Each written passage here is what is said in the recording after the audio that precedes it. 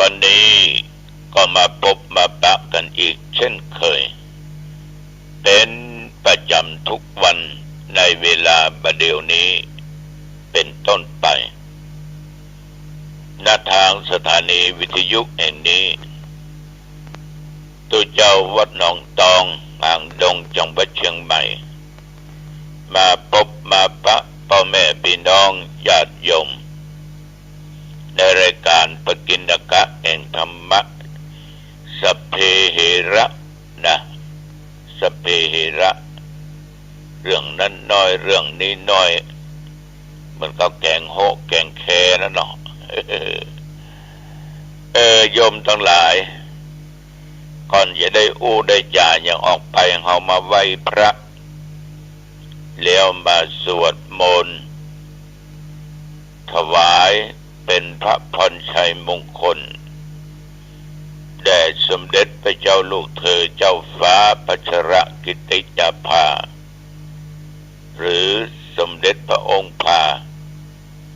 อันเป็นที่ฮักของบรรดาหมู่เฮาทั้งหลายอันเป็นประสบนิกรของพระองค์ขอพระองค์นั้นจงทรงหายจากอาการพระประชวรมีพระสุขภาพพละไมแข็งแรงขึ้นมีพระชนมายุยิ่งยืนนานได้120 ขวบเข้าพระวรรษายิ่งขึ้นไปขอทุกท่านทุกคนตั้งใจตั้งใจไหว้พระอรหังสัมมาสัมพุทโธภควาพระผู้มีพระภาคเจ้าเป็นพระอรหันต์ดับเพลิงกิเลสเพลิงทุกข์สิ้นเชิงตรัสรู้ชอบได้โดยพระองค์เองพุทธังภวันตังอภิวาเทมิ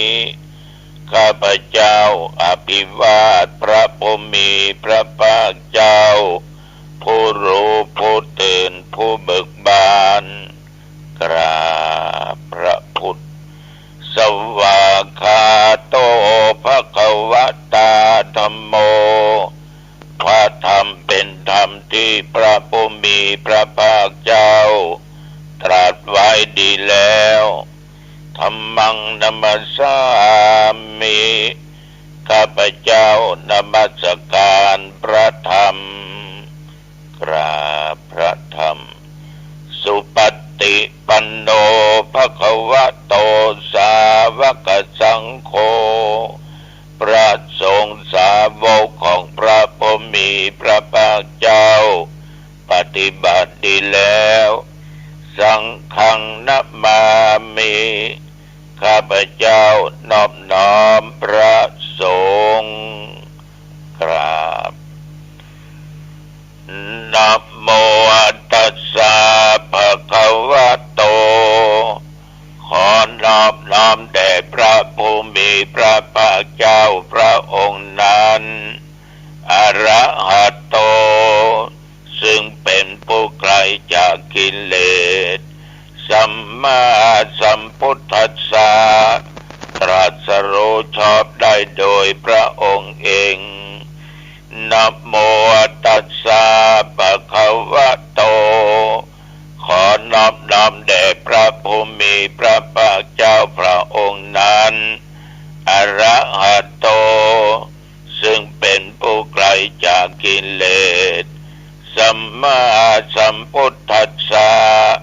ตรัสรู้ชอบได้โดยพระองค์เองนะโมตัสสะภะคะวะโต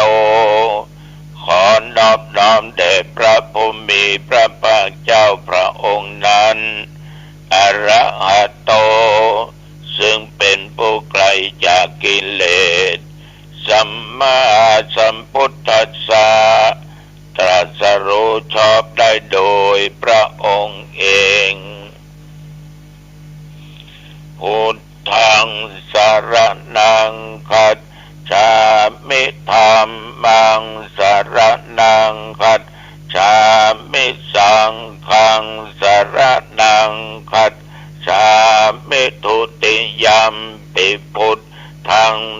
รนังคัจ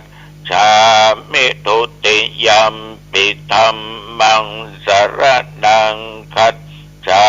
มิทุติยัมปิสังฆังสรณังคัจฉามิตติยัมปิพุทธังสรณังคัจฉามิตติยัมปิธัมมังสรณังคัจฉามิตติยัมปิสังฆังสรณังคัจฉามิ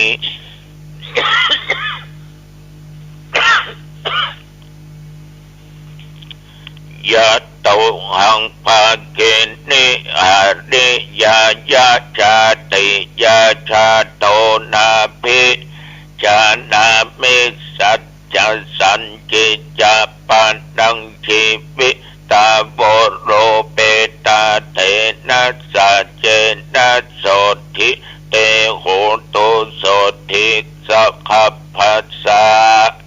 โพชังโคสัตติสังฆาโตธัมมานังวิจโยตถาวิริยัมปิติปัสสัทธิ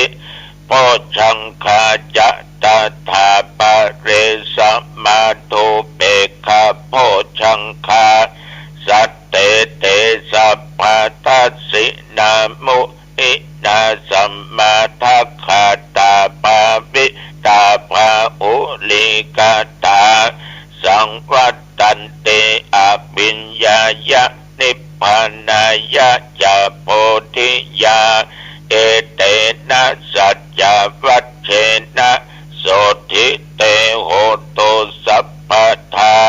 เอกัสสะเมงสามะเยนะโทโมคันลานัญญากัสสะปังกิลาเนตุกิเตติสวาโพชังเคสัตตะเทสะเยเตจะตังอาภินันติตวาโรคามุจจิงสุตังคะเนเอเตนะสัจจวัชเชนะโสทิเตโหตุสัพพทา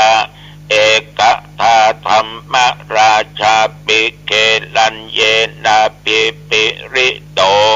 จุนทัตติเลนะตัญเยวะปะนาเปตวานะสาทะรังสัมโมติตวาจาอาภาตาตัมหาวุธาสิธานะโสเอเตนะสัจจวัชเชนะโสทิเตโหตุสัพพทาปะยินนาเตจาอาภาธาตินันนัมปิมะเยสินังมัคคะอัตตกิเลสวะปัตตานุปัฏฐิธัมมตังเอเตนะสัจจวัชเชนะโสทิเตโหตุสัพพทาภวตุสัพพมังคะลังรักขันตุสัพพเทวตาสัพพพุทธานุภาเวนะสัทธาโสทิภวันตุเตภวตุสัพพมังคะลังรักขันตุสัพพเทวตาสัพพธัมมานุภาเวนะสัทธาโสทิภวันตุเตภวตุสัพพมังคะลังรักขันตุสัพพเทวตาสัพพสังฆานุภาเวนะสัทธาโสทิภวันตุเต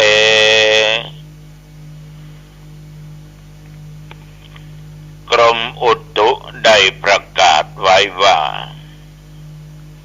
ระยะนี้ฟ้าฝนลมแรง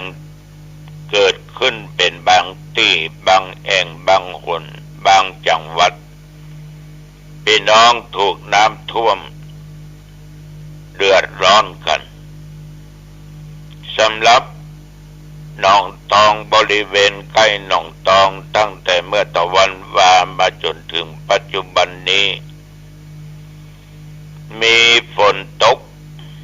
หนักเป็นบางคราและก็ตกเบาๆหมอกสิเนี่ยหมอกรำคาญเนี่ยเนาะ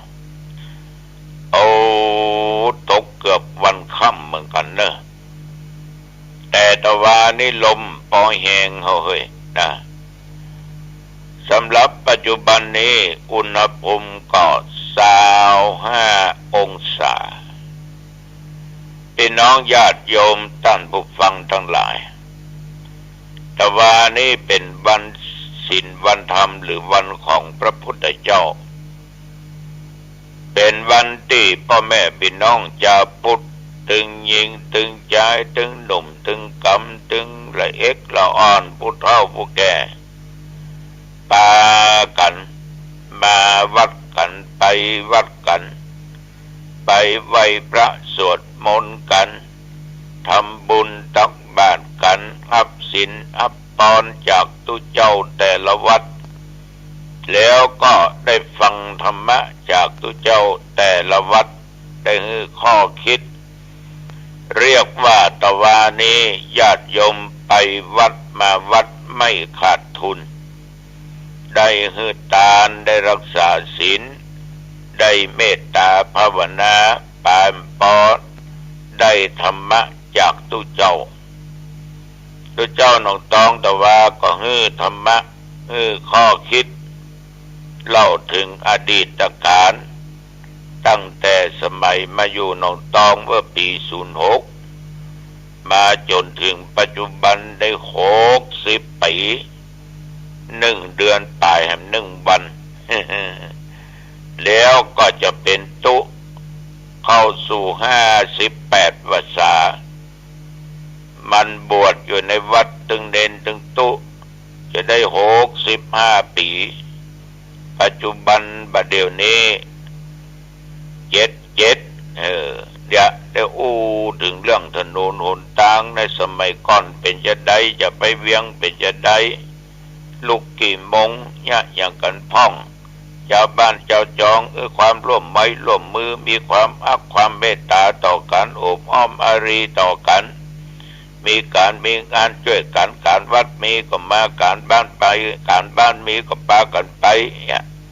คนละก่อนก็อยู่ด้วยกันม่วนไปอีกอย่างหนึ่งแล้วก็บอกว่าตั้งแต่ตุลุงมาอยู่หนองตองนี่ได้60 กว่าปี60 ปีเนี่ยลับตานึกตั้งแต่วันแรกที่มาอยู่สถานหนองตองจากตุลุงไป600 กว่าคนเล็กน้อยก็เรียกว่า100 คนต่อ10 ปี100 คนต่อ10 ปีเอาว่าตุลุงอย่ามาจำแตะจำบ้าโอ้ก็ศรัทธาเฮาลูกลับตาก็หันหมดนะไผมาวัดนั่งตัดใดก็หันหมดถ้าท่านหันว่างโอ้ไปไหนเฮียคนชื่อนั้นเนี่ยก็ได้ได้จ่าให้ศรัทธาฟังทบทวนในสิ่งที่ผ่านมาพอออกไม่ออกแต่ว่าก็เช่นเดียวกันได้ไปลงอุโบสถฟังพระปาติโมกข์ก็คือไปทบทวนดูศีลสิกขาบทตั้งแต่ปาราชิก4สังฆาทิเศษ13อนิยต2นิสกิยปาจิตติ30ปาจิตติ92ว่าไปจนจบแล้วก็ทำบุญวันเกิดตะวานี่แม่ได้ยินได้ฟังตุเจ้าประกาศเรื่องการซื้อเครื่องมือการแพทย์เครื่องช่วยหายใจนะเนาะไว้ห้อง ICU แก่หงยาอำเภอหางดงโยมแม่กับลูกกับเต้าหลานเหลนก็เลยมีศรัทธาปากันมาให้มาหอมกันเป็นอยู่12,300 บุญ12,300 บุญแล้วก็หอมที่แปลงสลานอกแห่ง3,000 บุญรวมแล้ว15,300 บุญขออนุโมทนาต่อโยมแม่ยวงน่อเรืองลูกเต้าเป็นอย่างมากเนื้อว่าเต้าที่นั้น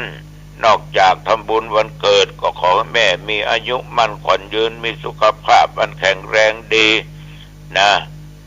อยู่ไปจนอายุ120 ปีเนอะทุกเจ้าก็คัดได้เหมือนกันนะ ข ก็ตานไปหาแม่อุยมุนปอดสมครูบุญเลิศนอเรืองที่ได้จากโลกนี้สู่โลกหน้าก็ขอบุญกุศลไปรอดไปถึงจิมเตอะเนื้อโอ้ได้ช่วยชีวิตคนไว้จะนักเนอะเช่นเดียวกันก็ต้องขออนุโมทนาน้ำจิตน้ำใจของคุณแม่นรีกุลนรีกุลวังพฤกษ์หนอคำวังพฤกษ์บ้านก่อเปาเนี่ยบ้านก่อเปาได้หอมมา300 บุญนอกนั้นก็มีคุณแม่อำพรทิอิน